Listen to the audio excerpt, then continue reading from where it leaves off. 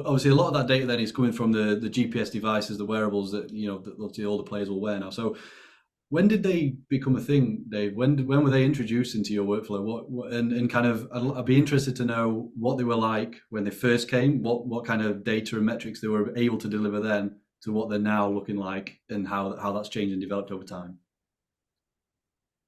Yeah, so if I go back to the very start, it was all heart rate based. And then my first exploration with this stuff, again, being inquisitive and trying to drive things and looking at the tech, um, at Norwich, we had a technology link up with Lotus, the car maker, because they're literally about 3 miles from me here. So one of my runs is down to Lotus factory and back. But because they had their foot in Formula One and rallying and all those kind of stuff, we worked with a company called Pi Research and Lotus to start looking at player tracking, which wasn't heart rate. It was how can we actually measure.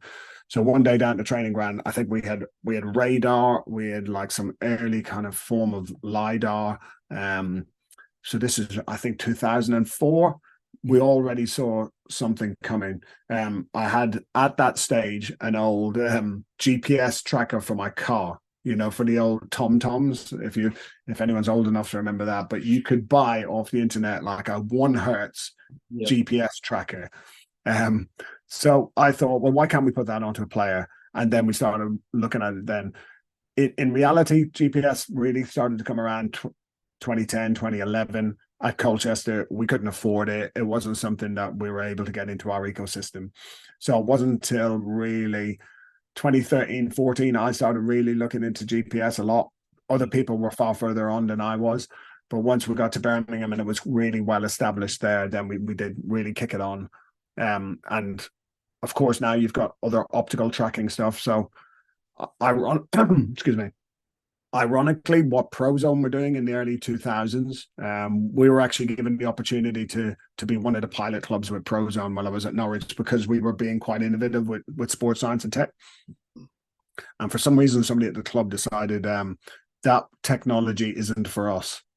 Right. Okay, so we leave that there. But I was pushing it. We didn't have it. Obviously, then Prozone came in. And I think 2 years later, we were paying over 100 grand a year to access Prozone. But that probably gave us the advantage now of been having some kind of game metrics. Once we got GPS, then we knew, right, we've got something for training here. But at that stage, you couldn't wear them in games. And then FIFA obviously said you can start wearing this stuff in games now. So it was great because now we had one kind of version of the truth for the player tracking. We weren't comparing Prozone and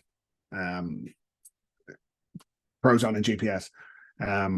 But of course, then we've had other revolutions. We've had TrackAb, we've had Second Spectrum, we've got Hawkeye, and we've got various other new tools as well that are on the scene, which I'm speaking with a couple of companies now, which I think are going to be even more interesting to start looking at, because the optical stuff is probably getting to the point where it's almost as accurate as we're seeing from the GPS stuff.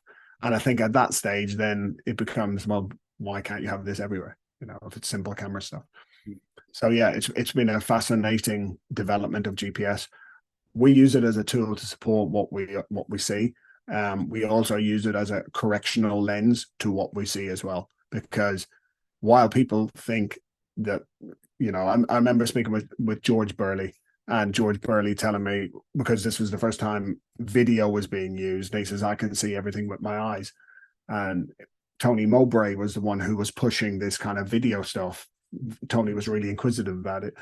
And I think it was only 3 games later where then, the manager was looking at it kind of going, right, I couldn't see that.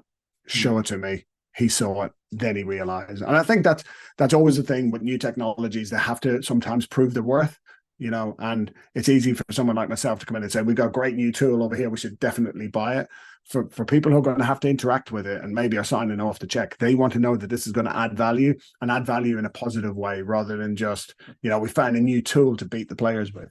So GPS, I think at the start, wasn't necessarily used correctly. It was used as a kind of stick to beat people with, look, not running far enough. Similar to Prozone, Sam Allardyce used to say, allegedly, that if you didn't run 10K, you weren't going to be in the team. So you'd like goalkeepers, UC Escalainen running up and down like the box because he had to get to 6K. Mm. And they delay corner kicks because the players could use the extra little bit of time while the corner kick was waiting to be played to like just run and get another kind of 100 meters. Madness. So, I mean, on that kind of tracking and wearables, do you have any experience like in terms of sleep, like tracking sleep? I know there's lots of kind of things you can do now, like the wearables for that. Does that come into play in the clubs that you've worked at, or can you see that being a thing more for the future?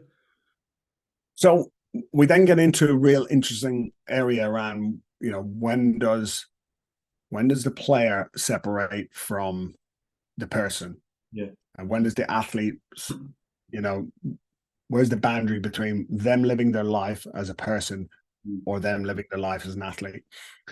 And certainly in some sports, some leagues, it's accepted that while you're part of NBA team X or NFL team Y, we are paying you serious money, and part of that is that we get access to your data while you're on roster with us.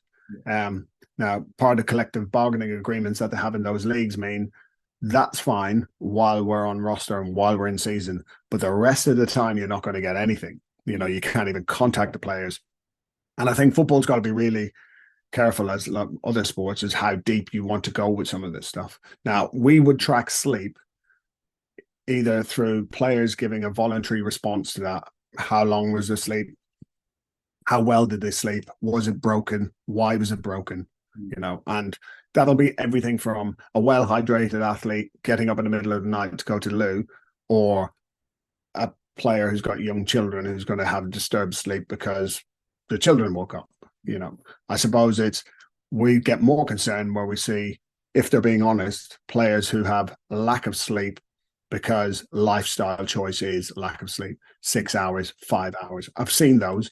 I've also seen players log that they did 12 hours sleep, and that's even more of a concern because now they're either seriously tired or they're lying or they can't tell the difference in numbers. So there's some education to happen there. But yeah, some of the technologies that are out there, like Aura Ring or Whoop bands, or even the Apple Watch, can now do some nice monitoring. It's about buying into the player. I know of horror stories in the past of people asking players to wear heart rate monitors during their sleep, and let's just say that not all members of the family were positive about it. Yeah.